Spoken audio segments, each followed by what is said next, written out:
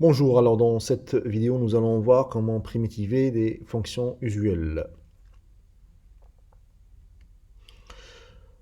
Alors avant de commencer, on a besoin de deux choses. La première, c'est de connaître le tableau des fonctions usuelles et leurs primitives. Alors, quand on a une constante, sa primitive, c'est cette constante multipliée par x plus une autre constante. X puissance alpha avec alpha un entier relatif différent de moins 1. Donc la primitive sera 1 sur alpha plus 1, x puissance alpha plus 1 plus c, sachant que là aussi, on peut introduire la racine carrée, en prenant x puissance 1 demi. Et on applique ça exactement pareil. 1 sur x, sa primitive, c'est ln de x plus c. Exponentielle x, c'est exponentielle x plus c. Le sinus, c'est moins cosinus, plus la constante. Le cosinus, ça sera la sinus, plus une constante.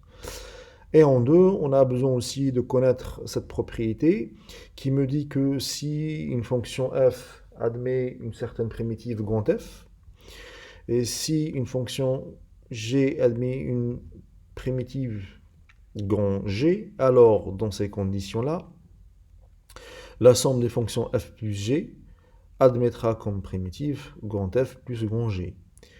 Et si je multiplie ma fonction f par une constante alpha, alpha f, alors alpha f admettra comme primitive alpha grand F. Donc c'est le tableau mixé avec cette propriété, c'est ce qui va me permettre de trouver les primitives des fonctions usuelles. Alors, voici une méthode. Donc on cherche à donner une primitive de la fonction f définie sur R étoile plus par x cube sur 3 plus 2x plus 2 sur 3x cube plus 2 sur racine de x, plus 4 sur 3x, moins 1. Donc on voit bien que ici, la fonction est une combinaison de fonctions élémentaires. Alors, l'étape 1 consiste à écrire la fonction comme combinaison des fonctions élémentaires présentes dans le tableau, en utilisant des exposants négatifs quand le cas se présente. Alors, on va commencer. Déjà, on avait x3 sur 3, donc on l'écrit sous forme d'un produit. Donc on aura de x égale 1 tiers de x3. 2x, ça va rester 2x. Le 2 sur 3, x3 devient 2 tiers x puissance moins 3. 2 sur racine de x va devenir plus 2 fois x puissance moins 1 demi. Pourquoi? Parce que la racine carrée de x, c'est x puissance 1 demi. Quand on monte l'exposant, ça devient un exposant négatif. 4 sur 3x devient 4 tiers fois 1 sur x, moins 1. Une fois avoir écrit cela, maintenant, je passe à l'étape 2. On applique la propriété et le tableau. Propriété, c'était par rapport à la somme et la multiplication par une constante, et le tableau, en lisant le tableau des primitives. Alors, ici, on aura le grand f de x égale. Alors, pour l'instant, la première, c'est x cube. Alors, x cube, si on l'identifie dans le tableau, c'est x puissance alpha.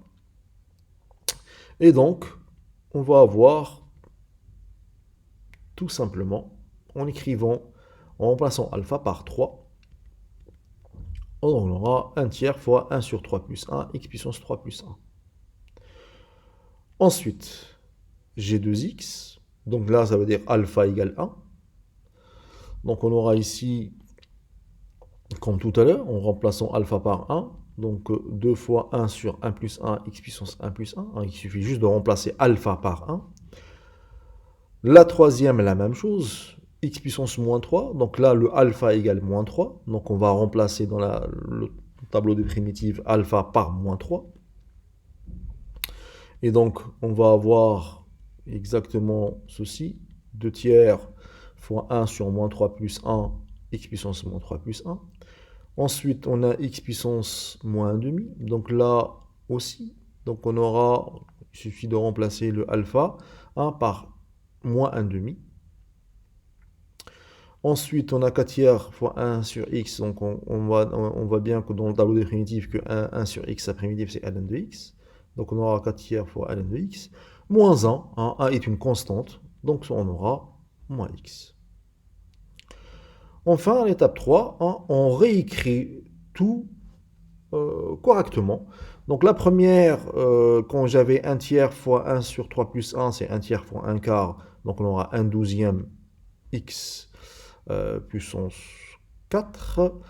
Ensuite, la deuxième, je simplifie 2 et 2, donc on n'aura que du x au carré. La troisième, on aura 2 et moins 2 au dénominateur, on simplifie, on aura moins 1 tiers. Comme j'avais x puissance moins 3 plus 1, c'est x puissance moins 2, donc ça devient 1 sur x carré. Ensuite, celle avec le moins 1 demi, donc x puissance moins 1 demi plus 1, bah, ça fait x puissance 1 demi, et x puissance 1 demi, c'est la racine de x. Et je réécris le reste. Et bien évidemment, ça c'est une primitive. Je peux m'arrêter là. S'il m'aurait demandé quelles sont les primitives, hein, je rajoute une constante, et on aura fini le travail. Voilà.